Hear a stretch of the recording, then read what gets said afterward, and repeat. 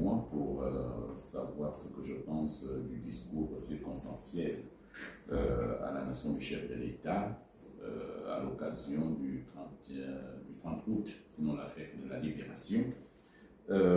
Il faut dire que ce discours peut être divisé en deux parties. Nous allons regarder la forme et le fond. S'agissant donc de la forme, je crois que ce discours peut être séquencé en 6 temps forts. Et également, le premier temps fort, c'est lequel? C'est le contexte de l'avènement de la transition qui a amené effectivement les militaires à poser l'acte salvateur que nous connaissons tous. Le deuxième temps fort, c'est l'hommage qu'il a rendu à ses frères d'armes du CTRI, mais également à d'autres prédécesseurs qui ont combattu la colonisation. Le troisième temps fort, c'est le choix de la province de la Nyanga. Le quatrième, c'est l'appel à la souveraineté nationale, qui est désormais son dada. Et enfin, l'appel à l'unité nationale. Donc, c'est comme ça qu'on peut séquencer ce discours donc, du chef de l'État. Maintenant, venons-en au contenu, c'est-à-dire au fond. S'agissant de la première partie, donc le premier temps fort qui est le contexte dans lequel le coup d'État est arrivé, lui-même il l'a décrit, nous étions dans un contexte de déni de la démocratie, nous étions dans un contexte d'oppression permanente du peuple gabonais, nous étions dans un contexte où la même gouvernance était devenue la règle et que le peuple gabonais n'avait plus où mettre la tête. Donc, au regard de toute cette situation, et nous autres, Rassemblement pour le Gabon, qui avait peut-être eu une vision avant-gardiste de prôner la transition, nous avons donc tous constaté que le Gabon était au bord du gouffre et que tous les indicateurs étaient au rouge. Il fallait un acte fort pour sauver le Gabon. Et c'est ainsi qu'effectivement, avec l'amour profond que les militaires ont pour ce pays, ils ont donc décidé de déposer le régime Bongo PDG incarné par Ali Bongo Ondimba.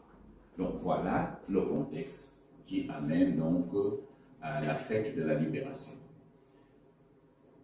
Pour le second point, à savoir l'hommage, le chef de l'État n'a pas manqué effectivement de magnifier ses frères d'armes qui ont posé un acte qui n'a eu ni violence, ni effusion de sang. Vous comprenez qu'à partir de ce moment-là, c'est inédit.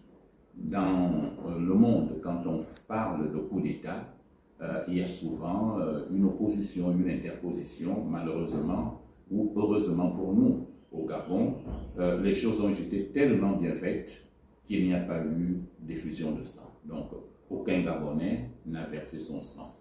Et c'était donc l'œuvre des militaires, tout corps confondu. À la suite de cela, il a dit qu'ils ont marché sur les pas, effectivement, des résistants de l'époque. Il a explicitement donc parlé de Nyonda Makita, qui était donc un résistant à l'entrée du colonialisme chez nous, donc il a combattu les colons, et bien d'autres prédécesseurs, tels que Manutole ou Wongo, ou d'autres, qui avaient effectivement prouvé qu'ils ne pouvaient pas fléchir l'échine devant l'adversité, donc devant le colonialisme. Ça, c'est le second temps fort du discours du chef de l'État. Ensuite vient le choix de la province, qui va dans le prolongement de la résistance, parce qu'il a dit qu'effectivement, la province de la Nyanga est une province frondeuse, qui a résisté à l'entrée du colonialisme, et qui a vu naître Nyonda Makita. Donc, et pour ces faits, en dehors des ressources en matière première dont regorge cette province, donc le choix est dans sa volonté de délocaliser cette fête et pour viser plus loin le développement de cette province. Donc, il a estimé que pour la deuxième édition, que ce soit la Nyanga, pour ces temps forts et ces différents éléments que je venais de dire un peu plus haut. Donc, il faut que nous pensions que c'est de la volonté du chef de l'État qui a voulu marquer d'une pierre blanche et magnifier cette province qui, il faut le dire également, est restée très longtemps derrière. Et avec l'avènement du président de la République, donc on voit peu à peu cette province prendre les devants de la scène. C'est une importance capitale qu'il accorde donc à toutes les provinces du Gabon.